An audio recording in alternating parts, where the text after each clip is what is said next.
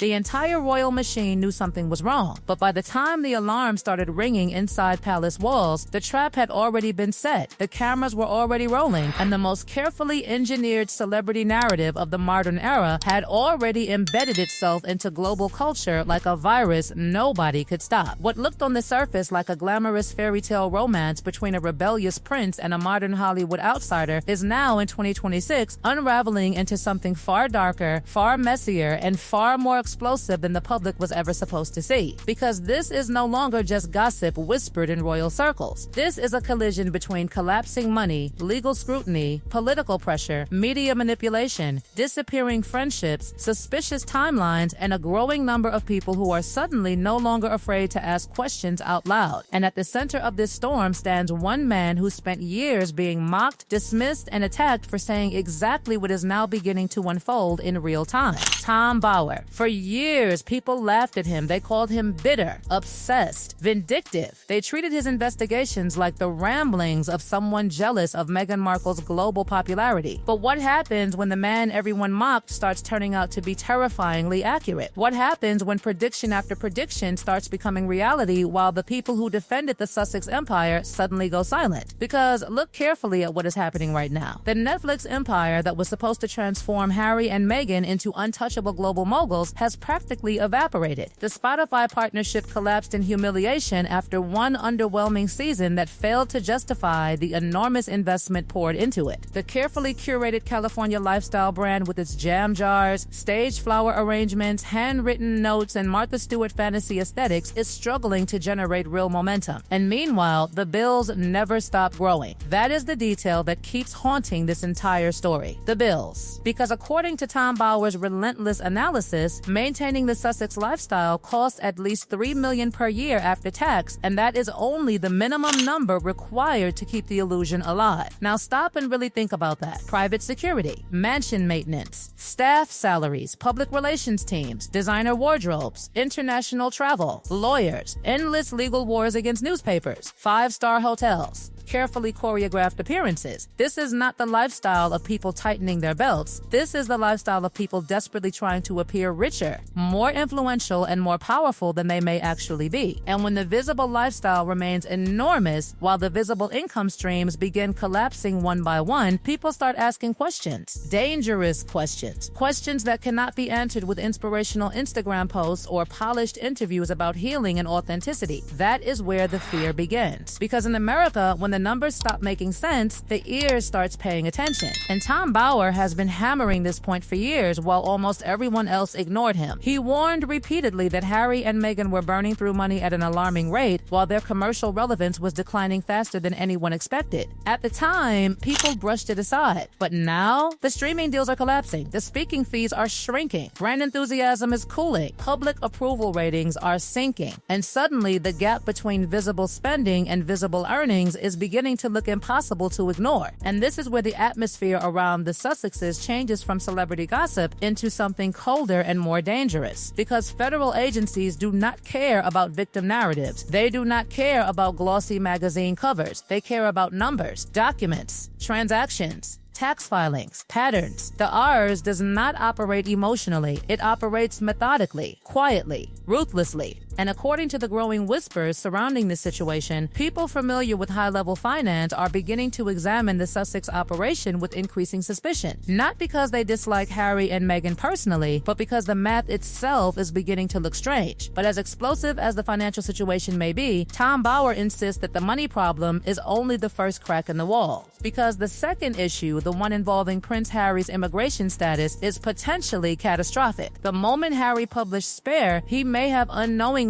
detonated a legal time bomb beneath his own American life, because this was not some leaked private diary. This was not anonymous gossip from unnamed sources. Harry himself publicly admitted to drug use, cocaine, cannabis, psychedelics, not privately, publicly, in print, on audiobook, in his own voice, distributed globally. And then there is the issue of Catherine, Princess of Wales, because according to Tom Bower, the entire mainstream interpretation of the tension between Catherine and Meghan may have been completely wrong from the beginning. The media desperately pushed the idea that Catherine felt intimidated by Meghan's glamour, charisma, and Hollywood energy. But Bower's own audience rejected that narrative almost instantly, not because they disliked Meghan personally, but because it simply did not fit reality. Catherine was never threatened. Furious? Yes. Concerned? Absolutely. But threatened? Not even close. Because Catherine had spent over a decade earning her place inside the monarchy through endless sacrifice, discipline, scrutiny, humiliation, and invisible labor that the public rarely even notices. That is the part casual observers never fully understand about royal life. The glamorous photographs are the smallest part of the job. The real burden is the constant performance of duty. The hospital visits nobody remembers. The community events nobody watches. The years of silence. The years of obedience. The years of surrendering personal freedom for institutional stability. Catherine paid that price every single day for more than a decade. And then Meghan arrived radiating the energy of someone who believed she deserved the reward immediately without enduring any of the sacrifice first. According to Tom Bower, Meghan was reportedly furious that she and Harry were not given equal status to William and Catherine inside the royal hierarchy. Furious about housing arrangements. Furious about ranking. Furious about not instantly becoming the central figure inside an institution that had existed for over 1,000 years before she arrived. And that fury created fractures inside the royal family almost immediately, because to William and Catherine, Meghan did not look like someone entering the institution respectfully. She looked like someone attempting to conquer it from the inside. Someone impatient, someone ambitious, someone who believed global celebrity mattered more than royal tradition. And Prince William saw the danger almost instantly. That is one of the most haunting details in Tom Bower's entire investigation. William tried to warn Harry early, quietly, privately,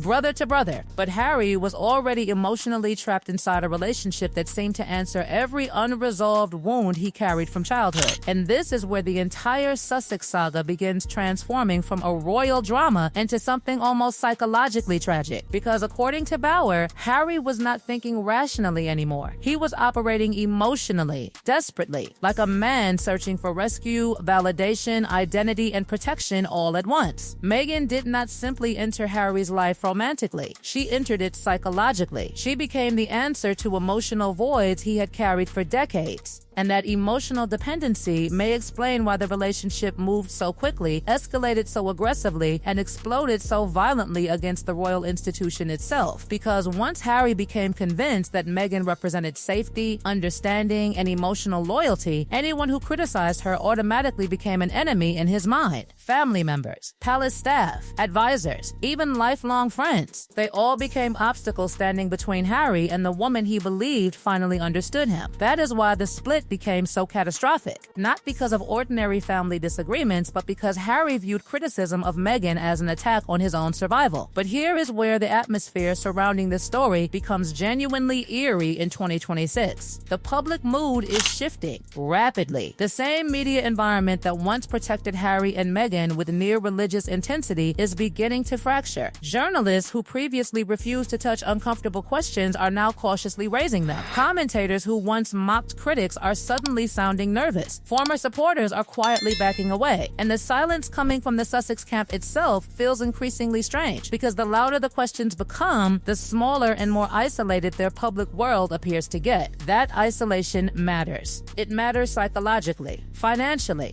politically. Celebrity power depends entirely on momentum. The moment momentum stops, everything begins collapsing faster than people expect. Public sympathy fades. Invitations disappear. Brand partnerships weaken. Media allies become less enthusiastic. And eventually, even loyal supporters begin asking themselves one dangerous question. Wait, what if the critics were right about some of this? Once that question enters public consciousness, narratives become almost impossible to control again. And perhaps that is why Tom Bower's role in this story has become so significant. He did not merely criticize Harry and Meghan. He challenged the machinery protecting them. He forced people to look beneath the polished magazine covers and ask whether the public had been sold a carefully engineered emotional product disguised as authenticity. And now, years later, the very questions he raised are resurfacing with terrifying momentum. Questions about finances, immigration, relationships, timelines, biography inconsistencies, media manipulation, missing records, political protection, social climbing, hidden networks. None of these questions alone destroy a public figure. But together they form something much more dangerous. A pattern. And patterns are what investigators obsess over. Patterns are what destroy political careers. Patterns are what turn celebrity gossip into congressional hearings, legal inquiries, financial audits, and public disgrace. That is why this entire saga suddenly feels so unstable in 2026, because it no longer resembles a glamorous Hollywood rebellion against a cold monarchy. It resembles a narrative losing control of itself in real time, while the people inside it scramble desperately to keep the walls from collapsing. And maybe the most chilling part of all is this. Tom Bauer repeatedly warned that the greatest threat to Harry and Meghan was never the monarchy, never the tabloids, never racist trolls online. Their greatest threat was always the gap between image and reality, because eventually reality catches up. Eventually the numbers stop adding up. Eventually the contradictions become too large to ignore. Eventually people start comparing old interviews against new facts. Eventually protected stories begin leaking from the edges. And once public trust starts breaking, it rarely repairs itself completely. Now in May 2026, that process appears to be accelerating. The legal questions are growing louder. The financial questions are growing darker. The political climate is becoming less forgiving. The media shield is weakening. And for the first time since Harry and Meghan left the royal family, there is a growing sense that the carefully managed Sussex narrative is no longer expanding outward confidently. It is shrinking inward defensively. That is a completely different energy, and people can feel it, because beneath all the glamour, beneath all the interviews, beneath all the carefully crafted speeches about compassion and healing, there is suddenly a deeper question hanging over this entire saga like a storm cloud nobody can outrun anymore. What happens if the story the public believed for years was never the full story at all? And what happens if the people who spent years dismissing every uncomfortable question suddenly realize those questions were only the beginning?